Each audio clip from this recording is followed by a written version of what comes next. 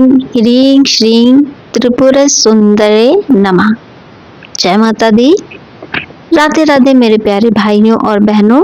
आज गुप्त नवरात्रि का अत्यंत पावन और रहस्यमय तीसरा दिन है और आज के इस दिव्य अवसर पर 10 महाविद्याओं में तृतीय महाविद्या राजराजेश्वरी, ललिता, बाला, कामेश्वरी, मीनाक्षी, कामाक्षी, शताक्षी के नामों से विख्यात माँ त्रिपुर सुंदरी की आराधना की जाती है। माँ त्रिपुर सुंदरी को ऐश्वर्य, सौंदर्य, यौवन, आत्मिक बल, यश और कीर्ति की देवी भी कहा गया है।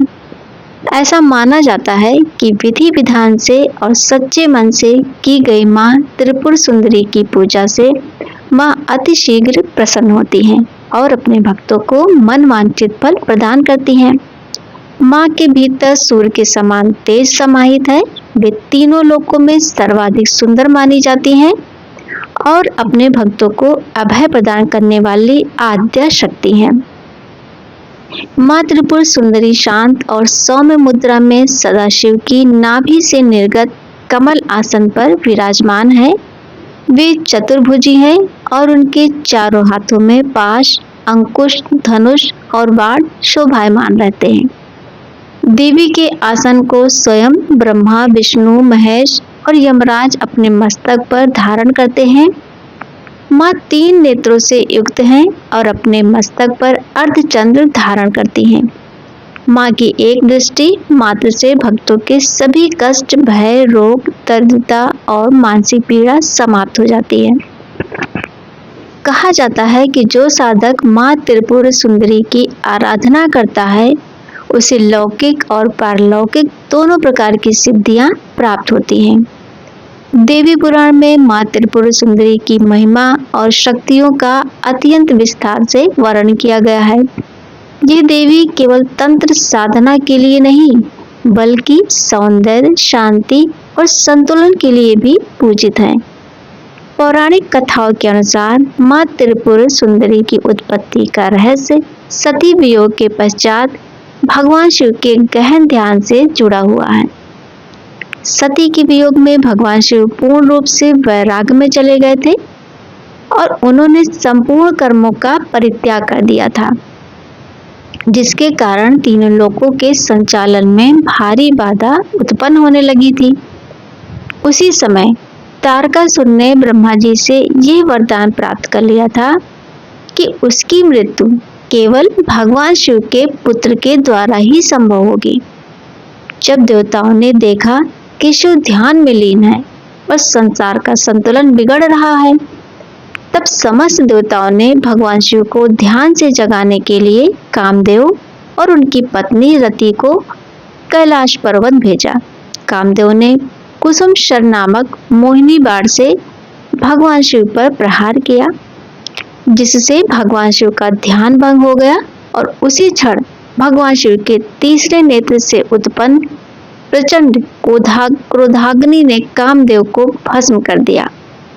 कामदेव की पत्नी रति के करुण और दारुण विलाप से द्रवित होकर भगवान शिव ने उसे ये वरदान दिया कि कामदेव द्वापर युग में भगवान श्री कृष्ण के पुत्र रूप में पुनः जन्म लेंगे। इसके पश्चात भगवान शिव अंतर्ध्यान हो गए। कामदेव की भस्म से भगवान शिव के एक गढ़ द्वारा एक मूर्ति निर्मित की गई और उस मूर्ति से एक पुरुष उत्पन्न हुआ। उस पुरुष ने भगवान शिव की स्तुति की और भगवान शिव ने उसका नाम भंडासुर रखा। शिव के क्रोध से उत्पन्न होने के कारण भंडासुर तमोगुणी था और धीरे धीरे उसने तीनों लोकों में भयंकर उत्पात मचाना प्रारंभ कर दिया। उसने इंद्रलोक के समान भव्य राज का निर्माण किया और स्वयं राजा बन बैठा। आगे चलकर भंडासुर ने स्वर्गलोक को चारों ओर से घेर लिया, जिससे देवराज इंद्र भयभीत हो गए और उन्होंने देवर्षि नारद की शरण ली। नारद जी ने उन्हें आदि शक्ति की गुप्त और विधिवत आराधना करने का परामर्श दिया। देवराज इंद्र सहित समस्त देवताओं ने माँ की कठोर तपस्या की और तब माँ त्रिपुर सुंदरी अपने दिव्य स्वरूप में प्रकट हुई। माँ ने भंडासुर का वध कर समस्त देवताओं को भय मुक्त किया और तीनों लोकों में पुनः संतुलन स्थापित किया। इसी कारण माँ त्रिपुर सुंदरी को त्रैलोक मोहन शक्ति भी कहा जाता है।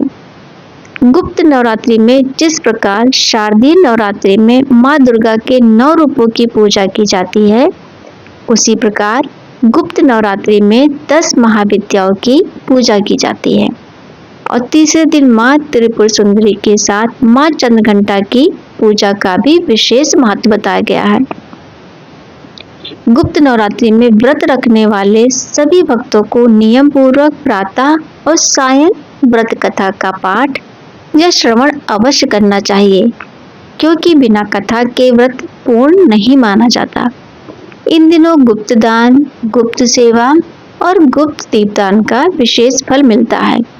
आप अपनी सामर्थ्य अनुसार आटे के 5, 7 या 11 दीपक माँ के मंदिर में जलाकर अपनी मनोकामना प्रकट कर सकते हैं और जब मनोकामना पूर्ण हो जाए तो उतनी ही संख्या में पुनः दीपक अर्पित अवश्य करें, क्योंकि आटे के दीपक और मनोकामना पूर्ति का विशेष संबंध बताया गया है।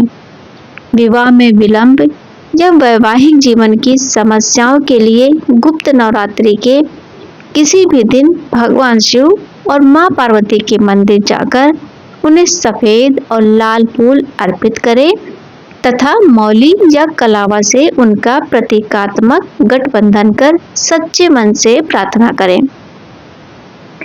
कहा जाता है कि इन दिनों की गई शिव पार्वती पूजा शीघ्र फल देती है।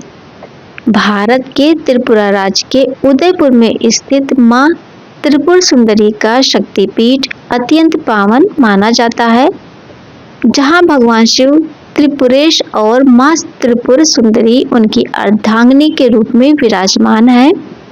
और जो भी भक्त सच्चे मन से वहाँ या अपने हृदय में माँ का स्मरण करता है, माँ उसकी सभी मनोकामनाएं पूर्ण करती है। भक्तों, यदि आपको माँ त्रिपुर सुंदरी की ये महिमा और कथा पसंद आई हो तो वीडियो को जरूर लाइक किया करें, इसे अपने मित्रों और परिवारजनों के साथ साझा करें और कमेंट में जय त्रिपुर सुंदरी माता अवश्य लिखें। माँ आप सभी को सुख, शांति, सौंदर्य, ऐश्वर्य और अभय प्रदान करें। तो बोलो माँ त्रिपुर सुंदरी की जय, बोलो सच्चे दरबार की जय, जय माता दी। तो फिर मिलते हैं अगले वीडियो में, तब तक के लिए जय श्री कृष्णा दोस्तों।